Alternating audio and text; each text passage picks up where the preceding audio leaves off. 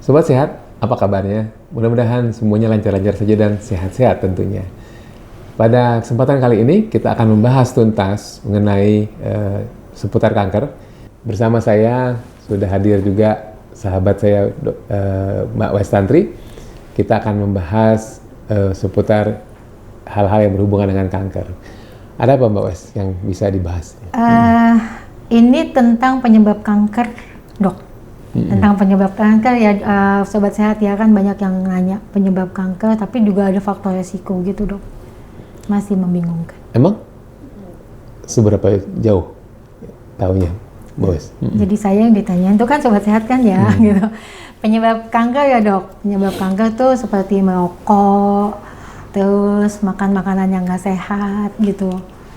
Terus kalau yang buat ada keturunan juga gitu. Penyebabnya gitu ya, dok ya? Ya, selalu kalau saya membahas masalah genetik pada kanker, kita membahasnya itu dari sisi gen dan sisi lingkungan atau genotip dan fenotip gitu. Jadi kalau fenotip itu faktor lingkungan. Dan kedua faktor ini, genetik dan faktor fenotip atau lingkungan ini harus selalu berinteraksi. Jadi kalau salah satunya tidak ada, tidak akan muncul begitu kira-kira. Nggak bisa genetik. Jadi kalau faktor resiko ada, atau maksudnya sudah ada gen, tetapi ternyata lingkungannya baik, atau sebaliknya lingkungannya yang mendukung untuk terjadinya kanker, tapi gen tidak ada, juga tidak akan jadi. Ini contoh seperti misalnya pada pasien-pasien dengan, atau orang-orang yang dengan riwayat keluarganya misalnya kanker paru misalnya, tetapi si orang ini tidak merokok gitu misalnya ya, ya tidak akan jadi. Atau pada orang-orang yang mengkonsumsi misalnya hormon-hormon tertentu misalnya, juga dengan tidak ada riwayat keluarga kanker payudara, atau sebaliknya ada riwayat kanker payudara tetapi tidak menggunakan hormonal misalnya, juga tidak jadi. Gitu. Jadi semuanya harus ada interaksi antara gen dengan faktor risiko dengan lingkungan ya gitu kira-kira. Ini juga Mbak Wes yang menceritakan kalau ada orang yang komplain kalau dibilang disuruh berhenti ngerokok gitu. Wah, kakek-kakek itu aja rokoknya sampai dua kotak sehari, udah kayak sepur, ternyata nggak kanker paru. Ya mungkin yang kita nggak tahu adalah genetiknya, siapa tahu tidak ada gitu. Tapi siapa yang mau mencari, karena pemeriksaan genetik itu sekarang ini meskipun ada tapi masih mahal. Sebagai contoh untuk genetik paru itu sekitar 18 juta ya untuk pemeriksaannya, dan follow up-nya 9 juta. Ya, untuk pengobatan saja mungkin tidak sampai segitu, tapi untuk pemeriksaan diagnostiknya cukup mahal begitu kira-kira. Tuh. Tapi sebenarnya kanker yang didapat ya, kayak kanker paru itu kan kanker yang didapat ya, dok. Salah satunya ya kalau dari rokok. Cuma nanti orang ada, saya kayaknya nggak ada genetiknya nih, kayaknya nggak apa-apa nih babat rokok gitu. Ya, jadi agak susah memang untuk agak susah untuk menyatakan bahwa ini tidak ada atau ada begitu. Ya. Dan juga ya karena kita nggak tahu, jadi memang universal precaution memang selalu harus nomor satukan begitu kira-kira. Dan tentu kalau memang tidak ada, ya lakukanlah general check up gitu untuk kita yang berisiko.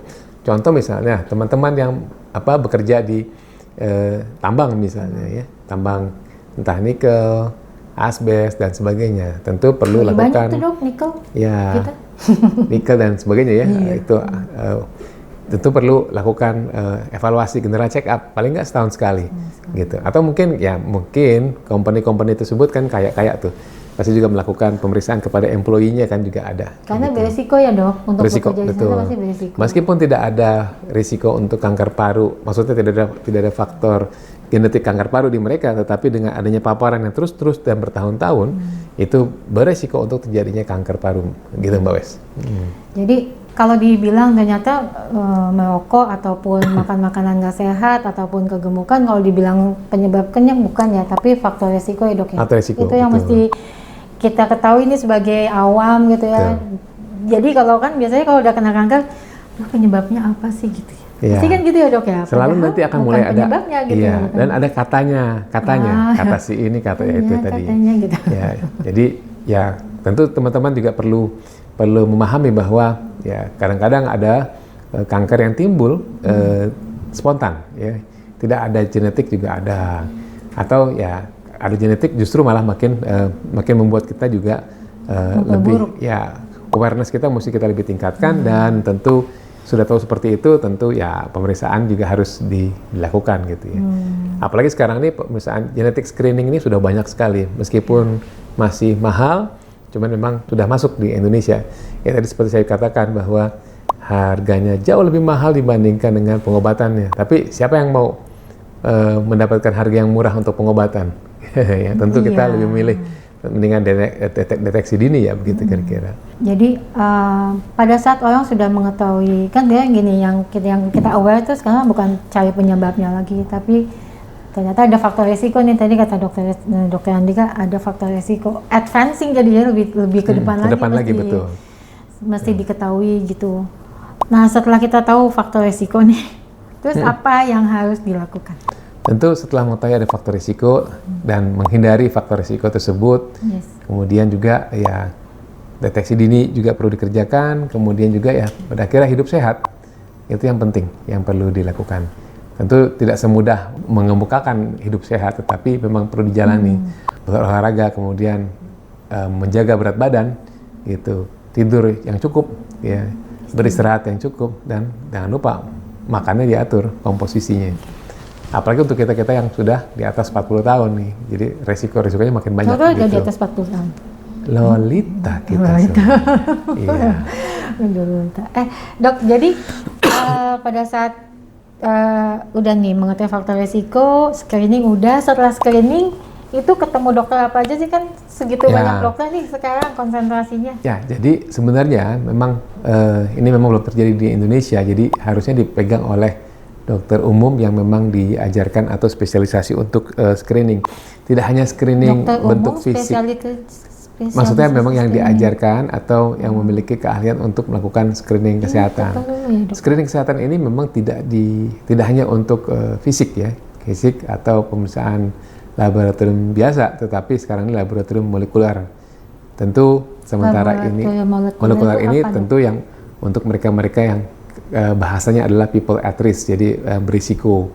Contoh misalnya pemeriksaan untuk BRCA misalnya, untuk mereka yang ada riwayat keluarga untuk kanker payudara, begitu kira-kira. Atau itu riwayat bisa keluarga, disarankan dari dokter umum sih, Dok? Bisa sebenarnya. Cuma masalahnya emang knowledge itu belum sampai di sana, sehingga baru sampai di dokter tentu ahli onkologi, jadi udah lebih di atasnya lagi begitu kira-kira. Takut dibilang lebay mungkin dokter. Ya, karena memang penyakit-penyakit yang dikatakan penyakit keturunan ini masih agak sulit ya untuk mengoreknya dan kemudian untuk melakukan pemeriksaan, karena ya bikin serangan jantung biasanya kalau seperti ini. Kalau dimarahin nanti dokternya ya. Itu dia. Gitu. Dan yang kemudian juga yang kedua ya ini belum banyak ya, edukasi ke arah sana juga belum banyak, sehingga jadi stigma buat ya, mereka yang ada riwayat keluarga. Apa stigmanya? Jadi kalau ada seperti ini ya jangan dinikahi, gitu. Nanti akhirnya berakibat bahwa nanti turunannya juga akan seperti ini. Nah, itu yang sementara ini terjadi, sehingga memang sekali lagi kalau buat saya edukasi dulu. Edukasi memang penting. Edukasi untuk melakukan genetic screening, edukasi untuk mengetahui hasilnya, dan edukasi bagaimana penerapan secara sosial. Itu yang penting, mungkin yang urgent untuk dilakukan saat ini.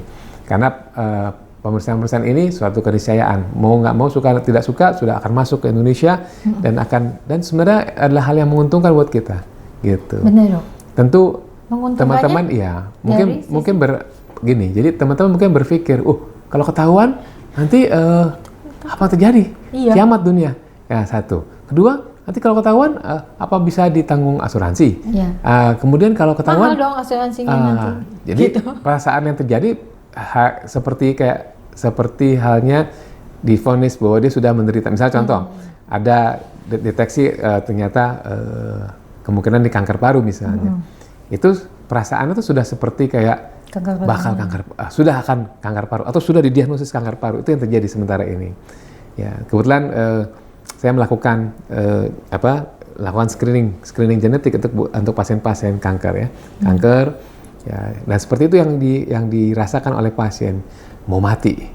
Ya, kenapa? Saya dapat hasilnya semuanya positif semua untuk screening dan sebagainya. Itu yang buat teman-teman sekalian perlu juga mengetahui dan perlu mencari tahu sebenarnya untuk masalah screening genetik tadi, sehingga tidak menjadi suatu yang menghantui ya.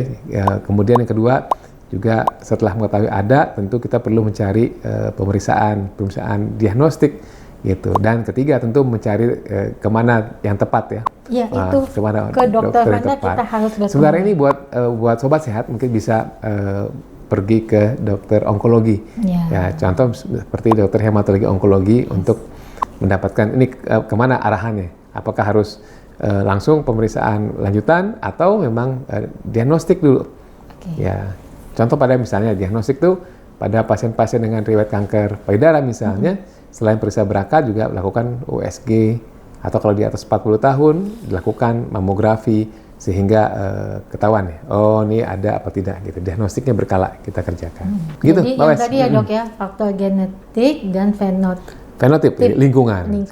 Jadi kalau ininya nggak apa, itu dulu yang akan dibacain sama dokter ya. Betul. Gitu ya. Jadi tetap penting tes genetik, tetap penting bahkan mengetahui tentang faktor resiko, dan kemudian harus ada dokter yang mendampingi untuk membaca supaya nggak melo duluan gitu, nggak malah ketakutan dulu. Jadi harapannya Mbak Wes, jadi dengan YouTube ini ya, dengan perbincangan ini sebenarnya ya satu, saya mengerti bahwa di ruang praktek itu agak susah sebenarnya untuk melakukan edukasi buat dokter gitu, karena waktunya maunya 15 menit ya.